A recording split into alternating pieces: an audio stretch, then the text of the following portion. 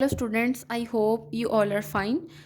In today's lecture, we will discuss about tabular integration.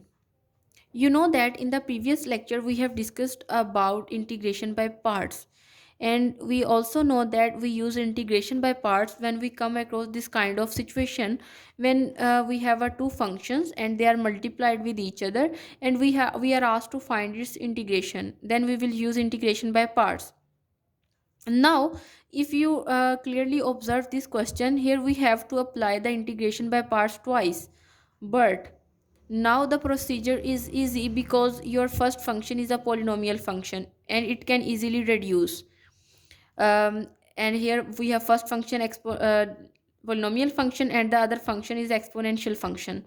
Now the tabular integration technique says that you have to let your first function equals to some f of x and the other equals to g of x. You can also write h of x or some other, it is just a representation of a function. In the next step, it says that you have to write on one side f of x and its derivatives, and on the other side you have to write g of x and its derivatives. Now your function f of x is equals to x square and your second function g of x is equal to e raised to power x. First of all, you just have to write here your original functions. Then in the next step you have to take the derivative of f of x, and if we apply power rule here then we will get 2x, and here obviously our the derivative of e raised to power x is equals to e raised to power x.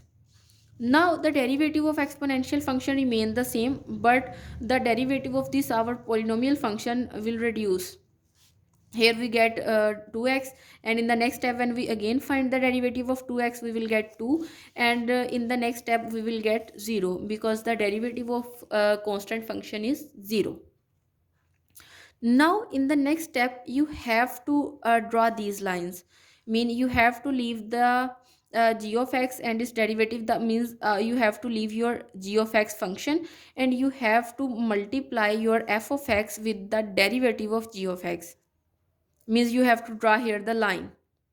And in the next step you can easily draw the line if you draw your first line clearly. Okay, now in the next step you have to write down here the signs.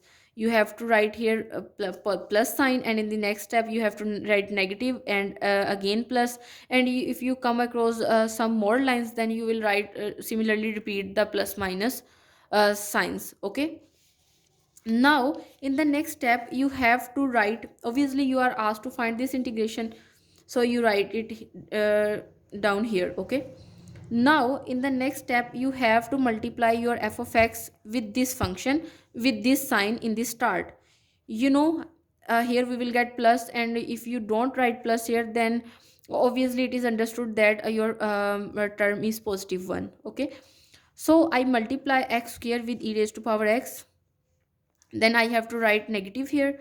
2x is multiplied with e raised to power x, plus sign here, and 2 is multiplied by e raised to power x, and you also need to add the constant of integration because you are dealing here with indefinite integration, and this is your required answer.